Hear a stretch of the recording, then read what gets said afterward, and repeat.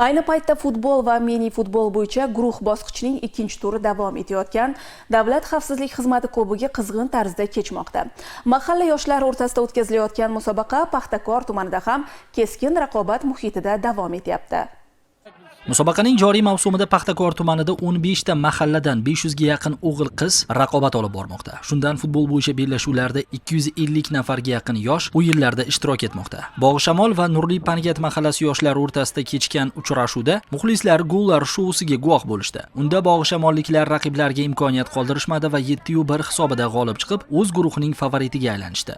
Shuningdek, mini futbol bo'yicha bahslarda ham tumanda raqobat kuchli bo'layotganini aytish joiz. Tumanning Dilorom mahallasi yoshlari musobaqaning o'tgan mavsumida viloyat bosqichi finalchisi hisoblanadi. Tumanning Olmazor va Nurli Pangat mahallasi yoshlari o'rtasidagi mini futbol bo'yicha bellashuvlarda minimal hisob qayd etildi. Ushbu qarama-qarshilikda Olmazor yoshlari 2-1 hisobida raqiblardan ustun keldi. Yana bir uchrashuvda esa Paxtakor Guliston mahallasi yoshlaridan 6-1 hisobida ustun keldi.